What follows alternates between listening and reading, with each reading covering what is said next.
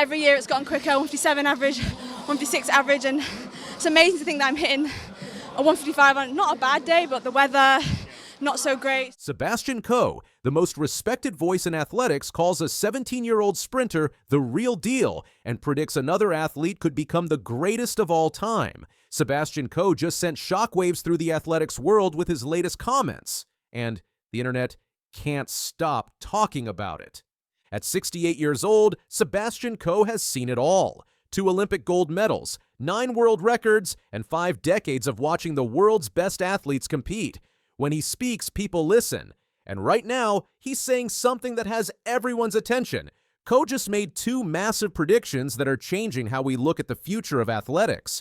The first involves Keely Hodgkinson, Britain's 800-meter Olympic champion who just went through what she calls injury hell. The second focuses on Gout Gout, a 17-year-old Australian sprinter who's already being compared to Usain Bolt. Let's start with Hodgkinson's incredible story. Just months ago, her 2025 season looked completely finished. She was sitting in a car for 8 hours, traveling to Windsor Castle to receive her MBE from the King. What should have been one of the happiest days of her life turned into a nightmare when she injured her hamstring during that long car ride. Hodgkinson was devastated. She had already dealt with hamstring problems twice before, and this felt like the final blow. The Olympic champion found herself experiencing what she calls unpredictable mood swings. Some days she'd walk into training happy and motivated. Other days her teammates knew not to even talk to her. Her coaches, Trevor Painter and Jenny Meadows, were away helping other athletes on the European circuit. They were getting reports about Hodgkinson's emotional state and knew they had to do something. Painter came up with an unusual solution. He bought her a Himalayan salt lamp that was as big as my head. Hodgkinson laughed when telling the story. But it wasn't just the lamp that saved her season. Painter also convinced Nike to pay for a full-time physiotherapist. This turned out to be the game changer. The physio discovered that Hodgkinson's hamstring problems weren't actually coming from her hamstrings at all. The real issue was her back. Hodgkinson admits she's always struggled with a tight back, but as she's gotten stronger and faster, it's put more pressure on everything else. Once they fixed the back problem, everything else started falling into place. She even put on a couple of kilograms since Paris, but instead of slowing her down, it made her more powerful. After 376 days away from competition, Hodgkinson finally returned to the track in August at the Silesia Diamond League. What happened next was nothing short of miraculous. She didn't just win her first race back, she ran 1 minute 54.74 seconds, the 9th fastest time in history and the best in the world this year. 4 days later in Lausanne, she proved it wasn't a fluke. Despite running in driving rain, she clocked 1 minute 55.69 seconds. The athletics world was stunned. How do you come back from a year-long injury and immediately run times that fast? Sebastian Coe was watching, and he couldn't believe what he was seeing. When asked if Hodgkinson could become Britain's greatest ever athlete, Coe didn't hesitate. He said, "Yeah, she absolutely could." I have no doubt about that. Absolutely, for sure. She could end up at the top of the heap internationally if she goes on. But Coe didn't stop there. He went even further, praising what he called her mental toughness. "I've spoken to her enough times to know that mentally she's mahogany hard. She really is. She is absolutely committed to wanting to end her career top of the heap, and there's no reason why she shouldn't." The phrase mahogany hard immediately went viral. Coe was describing Hodgkinson's incredible mental strength, comparing her determination to one of the hardest woods in the world. Coming from someone who's seen legends like Carl Lewis, Michael Johnson, and Usain Bolt compete, this was huge praise. Coe also highlighted how smart Hodgkinson's return strategy was. Most athletes might have eased back into competition with one race. Hodgkinson chose to run twice in 4 days, testing whether she could handle the back-to-back racing required at major championships. Sebastian said, "What I thought was quite clever was doing 2 races back-to-back because what she was clearly testing was that thesis really. Did she have enough in the tank to go back-to-back? Which is what she's going to be asked to do in Tokyo." And the answer was clearly a resounding yes. Now, Hodgkinson is in Tokyo for the World Athletics Championships, trying to win the one major title that's escaped her. She has Olympic gold, European gold, but she's been runner-up at the last 2 World Championships. If she wins in Tokyo, she'd become the first British woman ever to win the 800-meter world title. But here's the remarkable part about Hodgkinson's mindset now. After going through what she calls injury hell, she feels completely different about pressure. Nothing could be worse than last year.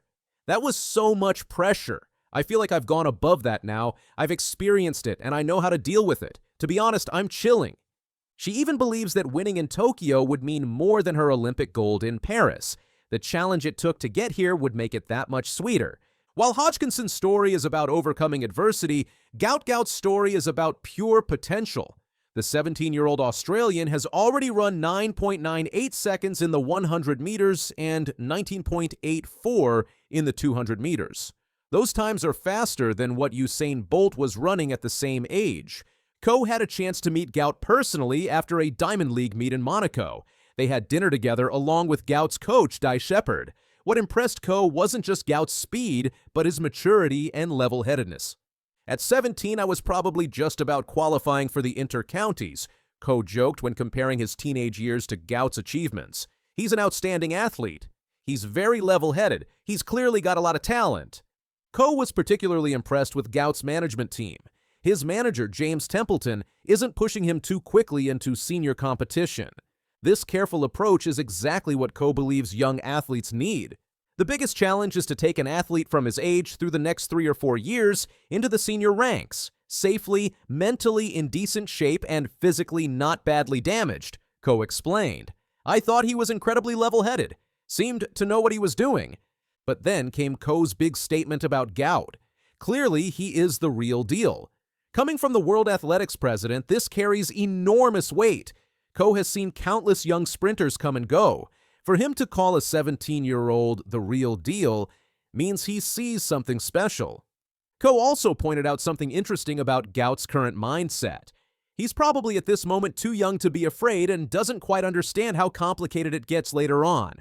Sometimes that fearlessness is exactly what young athletes need to achieve great things. The timing of these comments is perfect because both athletes are now in Tokyo for the World Championships. The same stadium where Hodgkinson won silver as a 19-year-old in 2021 could now be where she completes her medal collection. And while Gout probably won't medal this time, he's there to gain valuable experience. The conditions in Tokyo won't be easy. Hodgkinson has even bigger goals beyond winning in Tokyo. She's targeting Jarmila Kratochvilova's 42-year-old world record of 1 minute 53.28 seconds. When asked if she believes she can break it, Hodgkinson was definitive. I do think it's possible, 100%. It's just how, when, where, and all of that. The fact that Sebastian Coe is making these bold predictions about both athletes shows how special this moment is in athletics. We're watching two generational talents at crucial points in their careers. Hodgkinson is trying to complete her medal collection and potentially break one of the sport's oldest records. Gout is just beginning what could be an incredible journey. I'm not happy about it. I haven't actually seen Nesta since that has actually happened, for me and him to really have a conversation to say, all right, what happened? Usain Bolt finally spoke up about one of the hardest moments in his amazing career. He had to give back an Olympic gold medal. But it wasn't because of anything he did. It was because one of his teammates made a mistake. When Bolt shared his feelings, everyone was shocked. What he said showed not just how fast he is, but also how big his heart is. Long before he became famous, Usain Bolt was just a kid from a small town in Jamaica called Sherwood Content. He was tall, skinny, and full of energy. He loved playing soccer and cricket more than running. His teachers and coaches noticed he was super fast, but Bolt didn't take running seriously back then. As he grew, he got much taller and stronger. His long legs helped him take huge steps. When he was 15 years old, he amazed everyone by winning the 2002 World Junior Championships in Kingston. He became the youngest athlete to ever win that race. That moment made his country proud, and kids in Jamaica began dreaming they could be just like him. Even then, people started to believe they were witnessing the start of something truly special. His big breakthrough came in 2008 at the Beijing Olympics. That's when he became a worldwide star. In the 100-meter final, he ran 9.69 seconds and even slowed down to celebrate before finishing. A few days later, he broke another world record in the 200 meters, running it in 19.30 seconds. Then came the 4x100-meter relay. That relay was more than just a win. It was teamwork at its best. Bolt and his teammates Nesta Carter, Michael Frater, and Asafa Powell ran like a well-oiled machine. They finished the race in 37.10 seconds. A new world record. Jamaica celebrated like never before. It was one of those unforgettable moments in Olympic history. But nearly 10 years later, bad news hit. Bolt was told to return the gold medal from that relay. It wasn't because of anything he did. Nesta Carter's drug test from 2008 had been rechecked, and it showed he used a banned substance. Because of the rules, the whole team lost their medals. This meant Bolt no longer had a perfect record of winning 3 gold medals in 3 Olympic Games. Instead of 9 golds, he had 8. It was a painful loss. That one medal stood for more than just a win. It was about being perfect at the Olympics, something no one else had done. In 2025, Bolt finally talked about it. He said, "It was disappointing. Nesta came to me and apologized. But everybody makes mistakes. I've moved on." These words showed Bolt's true character. He didn't blame anyone. He stayed calm. He showed that losing something doesn't take away everything you've achieved. He also said, "I am disappointed based on losing a medal, but it won't take away from what I have done throughout my career." And he's right. Even without that one medal, Bolt is still the greatest sprinter of all time. He won Olympic golds in Beijing 2008, London 2012, and Rio 2016. He became a legend of the sport. He also won 11 gold medals in world championships, with 13 medals overall. He still holds the world records for the 100-meter in 9.58 seconds and 200-meter in 19.19 seconds, both set in 2009. No one has come close to beating them. These records stand as proof of his incredible talent and unmatched speed.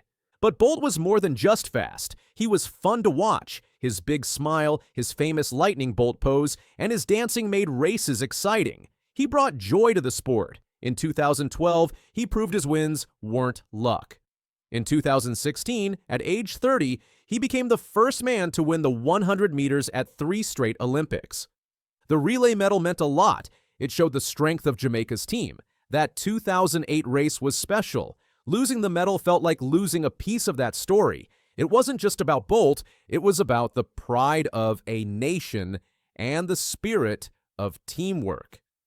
Fans still remember that race. The baton passes were perfect. The crowd was wild. Bolt's finish was unforgettable. That memory stays alive, even if the medal is gone. The images of that victory are still replayed on screens and in people's minds. But Bolt didn't let the loss define him. He used it to show how to stay strong in tough times. That made people respect him even more. He became a symbol of strength and humility. Since retiring in 2017, Bolt has stayed active. He started the Usain Bolt Foundation to help young athletes and support education. He also opened restaurants, got into music, and joined the esports world. He keeps busy, travels a lot, and shares good vibes everywhere he goes. His life after racing is just as full of energy as it was on the track. In 2025, he became an ambassador for Expo 2027 in Serbia. He's more than just a former sprinter now. He's a worldwide role model. His influence continues to grow beyond sports. Young sprinters still look up to him. American runner Noah Lyles says he wants to be like Bolt. Letsila Tebogo from Botswana calls him a hero. Teen star Ariane Knighton studies Bolt's races to improve his own skills. These young athletes are carrying the torch Bolt lit years ago. Bolt's impact goes beyond the track. He showed confidence, fun, and how to shine under pressure. He always delivered when it mattered most. He inspired millions to chase their dreams no matter the odds. For years, Bolt stayed quiet about the lost medal, but silence can show strength. He knew talking wouldn't change anything, so he focused on helping others and building his future. His silence was a message in itself, a lesson in dignity. When he finally spoke, his words were powerful. He reminded everyone that being great isn't just about winning, it's about how you handle setbacks. True champions rise even when they fall. Many athletes have lost medals due to doping. Marion Jones gave hers back. Ben Johnson lost his medal days after winning it. But Bolt's case was different. He didn't cheat. He never tested positive. He was punished because of a teammate's mistake.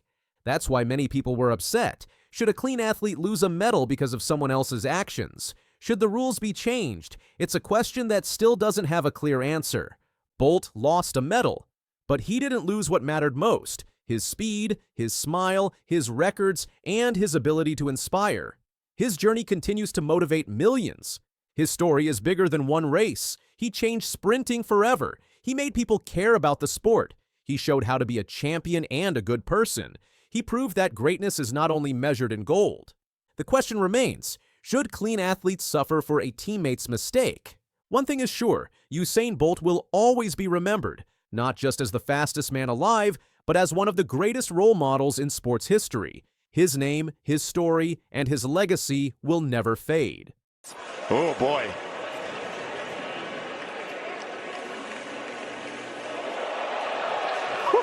And the crowd reacting to that as well as they see it in stadium.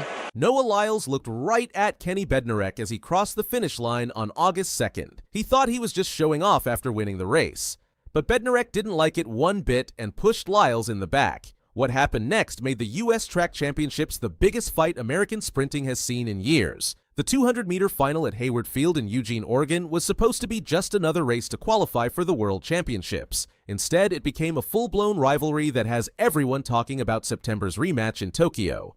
Going into this race, Keely Bednarek was having the season of his life. The 26-year-old hadn't lost a single race in 2025. Just 3 days earlier, he'd run a personal best 9.79 seconds to win his first 100-meter national title. Meanwhile, Noah Lyles was still finding his rhythm after an injury in April kept him off the track until June.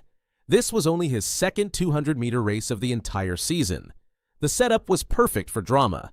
Bednarek had already run 5 races that week, grinding through every heat and semifinal. Lyles, as the defending world champion, only needed to run one 100-meter heat to secure his spot at Worlds. He was fresh, rested, and ready to make a statement. When the gun went off, Bednarek exploded from the blocks. The Olympic silver medalist built a commanding lead coming out of the turn, looking every bit like the undefeated sprinter he'd been all season. For most of the race, it seemed like Bednarek would finally get his revenge on the man who'd been dominating sprinting for years. But Noah Lyles doesn't become a 3-time world champion by accident. With 60 meters left, he found that extra gear that's made him famous. As Lyles later explained, he was thinking, as long as I can keep him in my pocket, then I can catch him on the straightaway. When they hit that 60-meter mark, Lyles knew he had it. Yeah, I'm coming, he thought. He ran out of energy. He ran out of momentum. Mine was just starting to hit. With 10 meters to go, they were dead even. But Lyles had one more move left. He passed Bednarek and crossed the line in 19.63 seconds, the fastest time in the world this year. The margin was just 0.04 of a second, but in sprinting, that might as well be a mile. Here's where things got interesting. Instead of celebrating normally, Lyles turned his head and stared directly at Bednarek for the final 5 meters of the race. This wasn't just a quick glance. This was what track experts call an optical taunt. Lyles kept staring even after they crossed the finish line, making sure Bednarek knew exactly who had won. In most sports, this might be normal trash talk, but track and field has always prided itself on respect and sportsmanship. Looking to the side while racing is already considered showboating because it can slow you down. What Lyles did was seen as taking it too far. Bednarek had seen enough. As they slowed down after the finish, he gave Lyles a two-handed shove right in the back. It wasn't violent, but it sent a clear message. Lyles spun around, arms spread wide, bouncing up and down like a boxer ready to fight. The two men faced off right there on the track with words flying back and forth. Even their post-race interview became part of the drama. As NBC reporter Lewis Johnson tried to interview Lyles, Bednarek stood nearby with his hands on his hips, staring daggers at the winner. The tension was so thick you could cut it with a knife. I tell you what, if you got a problem, I expect a call, Bednarek said, interrupting the interview. Lyles shot back, you know what? You're right. You're right. Let's talk after this. They eventually shook hands, but you could tell neither man was done with this conversation. Later, Bednarek didn't hold back when reporters asked what happened. The summary is, don't do that to me, he said. I don't do any of that stuff. It's not good character right there. At the end of the day, he won the race. I've got to give him props. He was the better man today. But Bednarek made it clear he took issue with Lyles' actions, not his words. What he said didn't matter, it's just what he did. Unsportsmanlike stuff, and I don't deal with that. It's a respect factor. The 26-year-old also pointed out what he saw as an unfair advantage. "He's fresh," Bednarek said. "Last time we lined it up, I beat him, that's all I can say. Next time we line up, I'm gonna win. That's all that matters." Lyles, meanwhile, stayed quiet about the incident. When reporters pressed him for details, he simply said, "On coach's orders, no comment." But he did make one thing clear about his future. "If they ain't gonna beat me now, they ain't gonna beat me ever." The history between these two makes this rivalry even more intense. They've faced each other 18 times in major finals, with Lyles winning 14 of those battles. But Bednarek has gotten the better of Lyles when it mattered most. At the last two Olympics, Bednarek beat Lyles in the 200 meters, taking silver both times while Lyles struggled with mental health issues in Tokyo and COVID in Paris. There's also some personal history that neither athlete wants to discuss publicly. Bednarek mentioned some personal stuff we've got to handle, but wouldn't go into details. Whatever happened between them off the track has clearly spilled over into their racing.